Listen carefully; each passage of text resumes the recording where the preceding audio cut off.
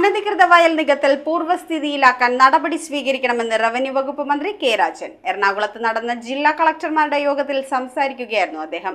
Revenue വകുപ്പുമായി ബന്ധപ്പെട്ട വിഷയങ്ങളിൽ കാര്യക്ഷമമായി ഇടപെടുന്നതിനും സത്വര പരിഹാരം കാണുന്നതിനും തഹസിൽദാർമാരെ പങ്കെടുപ്പിച്ചുകൊണ്ട് സംസ്ഥാനത്ത് 4 മേഖലാ യോഗങ്ങൾ സംഘടിപ്പിക്കുമെന്നും മന്ത്രി. അനധികൃതമായി നടക്കുന്ന നെൽവയൽ നികത്തൽ തടഞ്ഞ് നിലം പൂർവ്വസ്ഥിതിയിലാക്കാൻ നടപടി സ്വീകരിക്കണമെന്ന് റവന്യൂ വകുപ്പ് മന്ത്രി കെ രാജൻ ജില്ലാ കളക്ടർക്ക് നിർദ്ദേശം നൽകി. 2 ദിവസമായി എറണാകുളത്ത് നടന്ന ജില്ലാ കളക്ടർമാരുടെ യോഗത്തിൽ സംസാരിക്കുകയായിരുന്നു മന്ത്രി.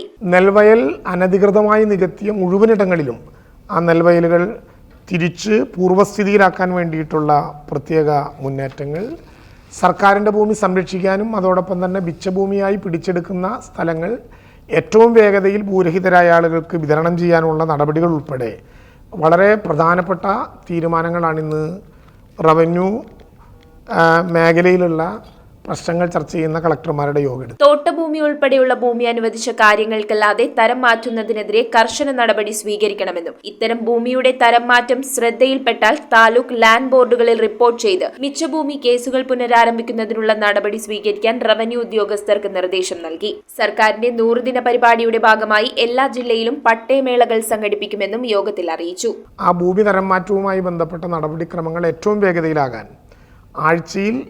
രണ്ടാഴ്ചയിൽ ഒരു തവണയെങ്കിലും കളക്ടർമാരുടെ നേതൃത്വത്തിൽ യോഗം ചേർന്ന് പരിശോധിക്കാൻ ഉൾപ്പെടെ തീരുമാനിക്കുന്ന ഒരു മീറ്റിംഗ് ആയിരുന്നു നമ്മുടെ മീറ്റിംഗ്.